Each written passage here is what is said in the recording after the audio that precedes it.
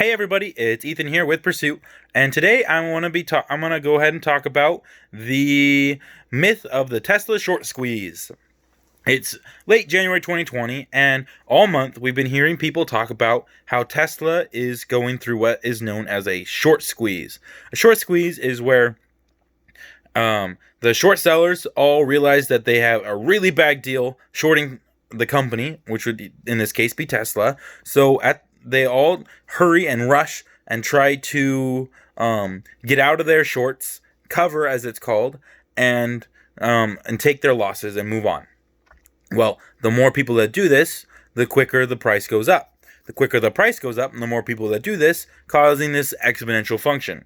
Well, because no value has been added to the company, nothing fundamentally has changed, the price can go right up, sometimes hundreds, sometimes thousands of dollars, and then fall right back down to where it was, maybe even lower. So everybody's been speculating, oh, the short squeeze has begun. Because, I don't know if you know this, Tesla is the number one stock shorted on any market. And I think it has actually broken the records for being the number one shortest stock ever. So, yeah, we're talking about a really big short squeeze if this does ever happen.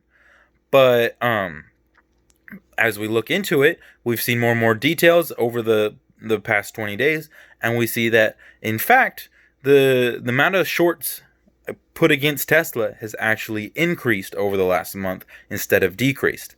Well, you can't have a short squeeze if the short position is increasing, so the question becomes, what is really happening?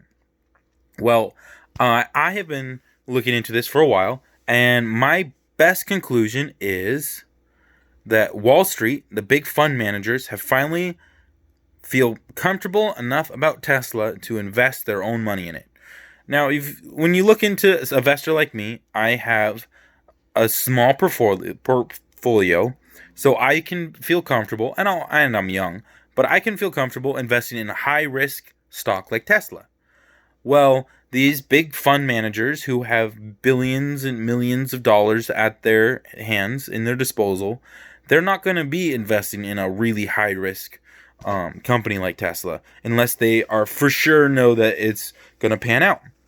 Well, as Tesla becomes more and more stable, you see more and more of these big funds putting their money and backing Tesla. And I think that we finally reached that point. In the last, I think it was right around Christmas time, you see Jim Cramer, the guy who does the TV show Mad Money. He's been a Tesla bull for as long as Tesla's been around. He's sell, it's too risky, I hate it. Well, he did a 180-degree flip just 2 months ago and has now decided that Tesla is the stock to have. And every week he comes out with another video talking about how good of a stock it is. And I don't think this is a coincidence. He cites his reasons as his wife told him that she likes the company and his kids all have their cars and they'll never drive anything else. But that's not new. That's a few years old. So the question is, why now? Well, some people I've seen doing videos like this have pointed out that Jim, he used to be a fund manager, and all his friends are fund managers. He has friends who are really influential in Wall Street. And when he flips on a stock, it's not really going to affect the people who are following him and stuff like that. That's not going to affect the market very much. But when you talk about why he flipped on a stock, if he flipped on that stock because his friends flipped on that stock, if he sees a bunch of his friends, Wall Street friends, decide that now Tesla is their go-to stock and they're going to start buying it, like, yeah, you'd see Jim flip around and say it. So if you use him more as a thermometer of what Wall Street is thinking, then you'd see, oh, about a month and a half ago, Wall Street, someone big on Wall Street, flipped their perspective on Tesla and started snatching some of it up. Well, that's going to cause a domino effect, because if one of these guys starts snatching up Tesla, and he tells his friend, they're going to start snatching up. And I don't think any of them are going to come out and say, oh, we are increasing our position in Tesla and we are going to back this company. Not until they get where they want to be in that stock. Because, Wall Street wants to buy low, sell high. And if you see a big company come out and say, "Oh, we're buying Tesla," then everybody's going to try and snatch it up before they can get it. So they're going to do this over the course of a month or two, and they're going to be really quiet. So it'll be interesting to see when everybody comes out and does their reports and their earnings calls and whatever, and we can see what percentage people have bought in. It'll be really interesting to see who bought into Tesla. I think another thing to point out is BlackRock. Blackridge, it's a fund corp. I forget the name. I'll put the name in the description. They just came out, and their CEO, it's a $7 trillion fund, and their CEO just said that moving forward, the climate change will be, I'm sorry, my quotes are a little off. Moving forward, the climate change is important, and investments should be made with that in mind.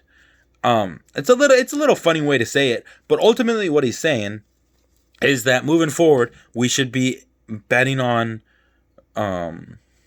renewable resources that aren't just going to dry up on us, that are cleaner, safer, more efficient, last longer.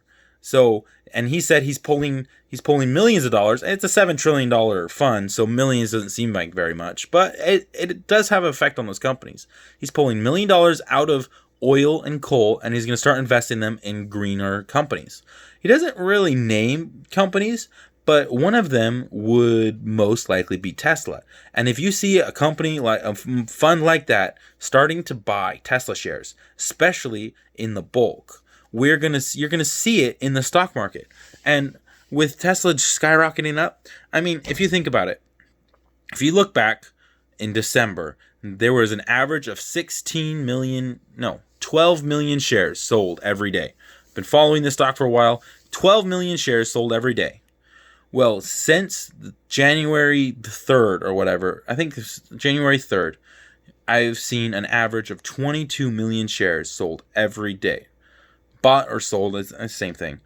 But that is almost double the amount of people snatching this stock up as you would have seen this time 1 month ago.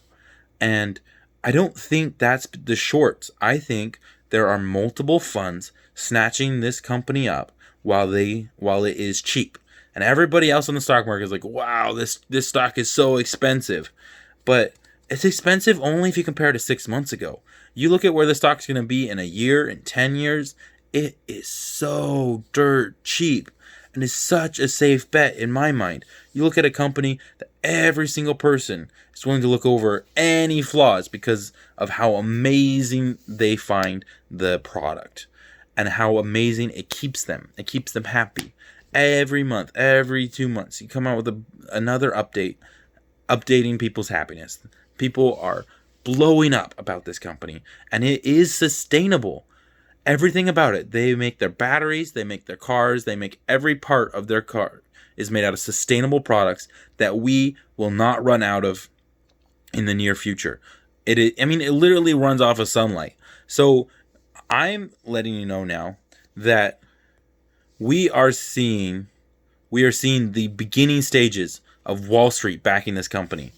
And I don't think you have to worry about the short squeeze. I think you have to worry about getting in now before all the funds do and you can't afford it. So those are my 2 bits on the short squeeze for today. Tell me what you think in the comments and have a wonderful day.